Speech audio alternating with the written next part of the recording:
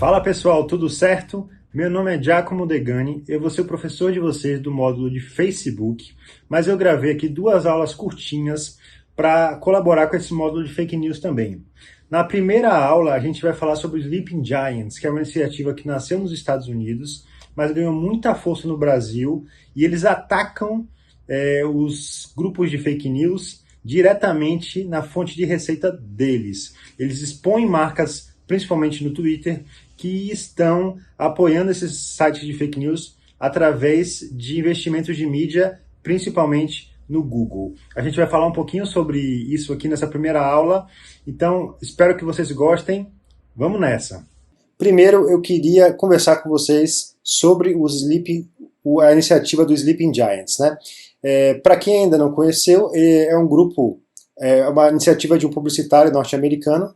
Ele criou essa página no Twitter que tem a intenção de pressionar as marcas que estão investindo em sites que propagam o discurso de ódio ou que propagam fake news. A iniciativa deles, a estratégia no caso deles, é tentar secar as fontes de receitas desses sites para interromper, digamos, esse ciclo vicioso de construção de fake news que conseguem ser alimentados aí pela rede do Google. Eu vou comentar com vocês como isso acontece. Mas a estratégia deles é atacar na fonte de renda destes sites, que é bem interessante.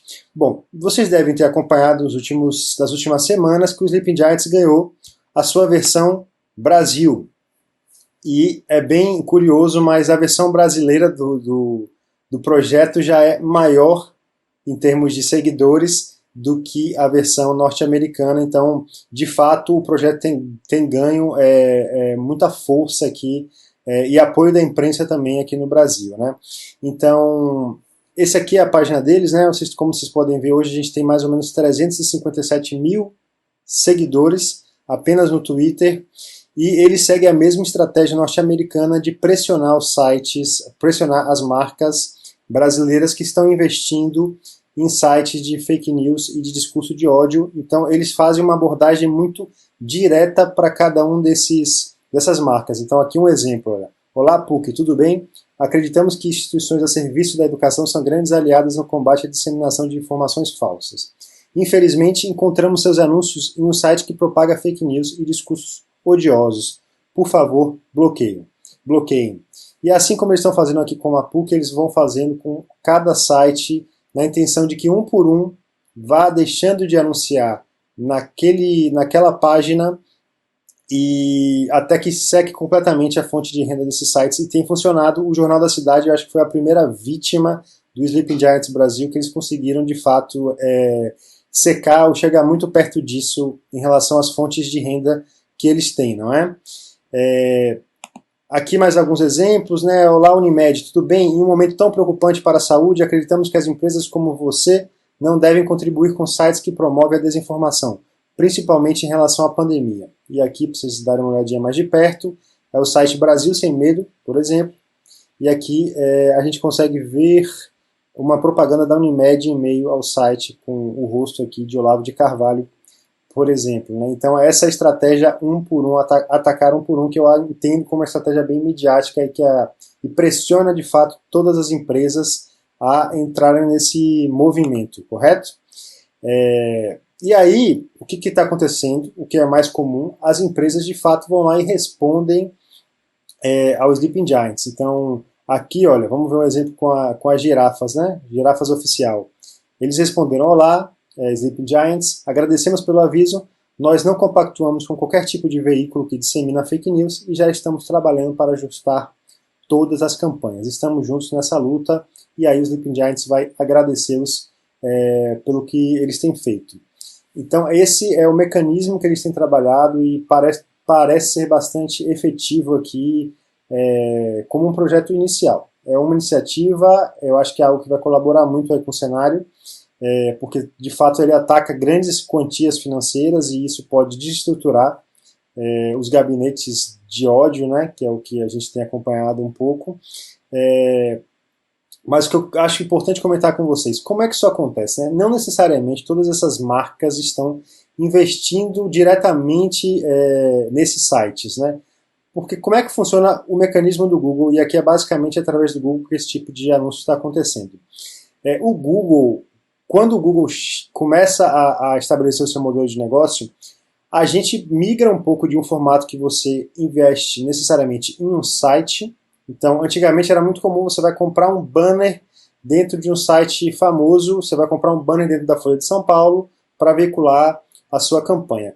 Quando entra o Google e outras empresas de mídia programática, você deixa de focar tanto no ambiente e você foca no perfil do usuário.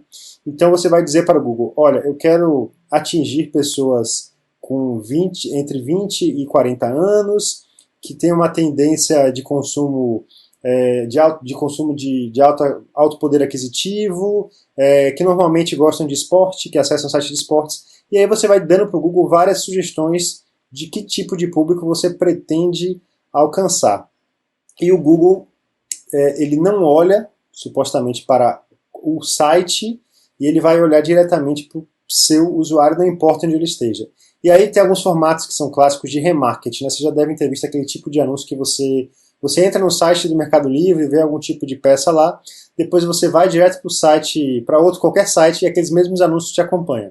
Então é a mesma lógica. Não é que você está anunciando diretamente no Jornal da Cidade, por exemplo, mas por você estar no Jornal da Cidade e lá existirem espaços do Google AdSense, que é essa rede que você pode colocar dentro do seu site para anunciar, para receber anúncios e você ser monetizado por isso, é assim que vai funcionar esse processo. E aí a gente pode discutir aqui um pouquinho se o Google é ocupado, eu entendo, na minha opinião, totalmente, porque ele poderia ter uma política, né, de quem ele vai aceitar para receber os seus anúncios, para receber anúncios ou não, isso poderia acabar logo na fonte, né? Mas o Google justificou no passado várias vezes a dificuldade de definir o que é fake news, o que não é fake news, então eles foram um pouco nessa linha. Do ponto de vista das empresas, que eu acho importante comentar é o seguinte, agora o que está acontecendo, né? Então, as empresas estão sendo avisadas e como é que elas conseguem evitar que isso que eu falei para vocês aconteça? Você consegue na plataforma do Google e criar o que a gente chama de uma blacklist. A blacklist você vai dizer para o Google quais são os sites que você não quer que seus anúncios apareçam. Então, quando você vai lá na sua campanha do Google e cadastra esse tipo de informação desse site, ele vai eliminar aquele site da sua lista. Só que, isso é uma coisa que eu tenho visto muito pouco ser comentada na imprensa, existem também as whitelists. A whitelist, no caso do Google, você pode dizer para ela que sites você quer que ele apareça, que o seu anúncio apareça, e quanto você está disposto a pagar por um clique no anúncio seu dentro daquele site específico. E é aí que eu acho que mora o maior perigo. E é aí que a gente vê, por exemplo, um caso que talvez o caso mais emblemático relacionado aos Sleeping Giants no Brasil, que é o caso do Banco do Brasil, né? Então, por que eu estou relacionando essas duas coisas? Imagina que quem está fazendo a comunicação digital do Banco do Brasil consegue dizer, olha, Jornal da Cidade, Brasil sem Medo, ou outros sites do tipo, você seleciona e você consegue dar lances muito altos. Então imagina que eu estou disposto a dar um lance de R$30 como Banco do Brasil para cada clique meu, para cada clique de uma pessoa dentro desse site, né? Então a tendência é que aqueles sites recebam muito mais dinheiro do que os outros sites da internet. Então é aí que você consegue criar um fluxo de dinheiro através de dinheiro público para sites de fake news, e isso acontece com muita velocidade e com muita força. Muito acima, inclusive, da média normal do Google, que se você conversar com um criador de conteúdo hoje, de YouTube, por exemplo, você vai ver que para conseguir uma renda relevante, eles precisam ter um volume de acessos muito alto, né? Então, uma forma de você conseguir driblar isso é você aumentando o valor do que você pretende pagar para determinado site. Só para a gente fechar esse tema Sleeping Giants, no Brasil a gente viu o Sleeping Giants atacou o Banco do Brasil, né? Falando que eles estavam anunciando no Jornal da Cidade.